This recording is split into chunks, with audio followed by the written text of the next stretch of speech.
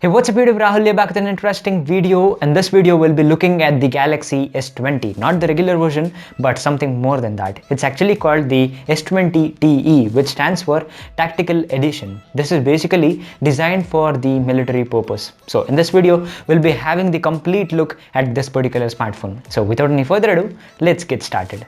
In a nutshell, the Galaxy S20 looks like the very feature-rich smartphone, like the 30x zoom features and other things. I'm not talking about the Ultra, the normal S20 and the S20 Plus. So here for this TE version, only the S20 is used because already it has a big screen, right?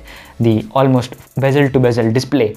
So this smartphone has some kind of new cover on it. Even though I haven't held it in my hand, I really want to experience this type of smartphones that they use for military purposes. What happened was the S20 was not a very compact rich smartphone, so they had to include this case and also some additional features. 2 years ago we saw a Samsung Galaxy S9 TE version, but now we are seeing another version of it. S10 didn't get any of those versions. Anyways, the S20 gets this because of two main reasons. Number one is for the federal government of USA, and the second one is for the Department of Defense. The handset has undergone a series of changes to make it a piece of military grade tech, in addition to being packed into a case that looks like it could withstand a nuke. With regard to that, the S20 features something called as the dual DAR architecture, which is actually the two-layer encryption of the data, which is based on the NAS standards. With communication being the vital part in the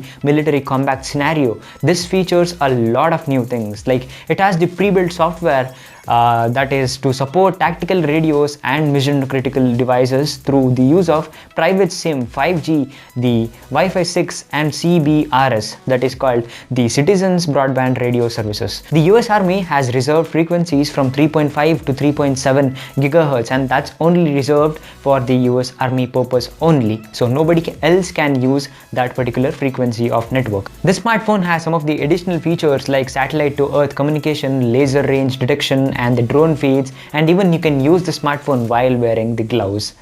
Again, it has external GPS and more. Smartphones have come a long way in this night vision features. So this supports again the night vision, and also there is something called as stealth mode, in which the RF features will all be disabled and also the network abilities will be disabled completely. Now talking about the night vision, it also allows user to operate the display while wearing the night vision goggles. One thing I'm curiously interested is the DeX feature that Samsung may introduce for this particular smartphone, because it will be very easy to transfer data from the smartphone to the laptop or the PC, the US grade PC. So that's actually a nice thing if Samsung supports the DeX feature for this smartphone. With this DeX feature, you can actually multiply the monitors that you can connect to and also add some of the accessories, the keyboard or the mouse control for the smartphone itself. Use the power of the smartphone to display on different displays. Now, let me know in the comment section down below what you felt about this different kind of smartphone that the military people use. So that was pretty much everything about this video. I really hope you guys enjoyed it. If yes, please hit the like button and also the bell icon next to the subscribe icon. My name is Rahul and I am signing out. Take care, guys. And also, thanks a lot for sticking till the end.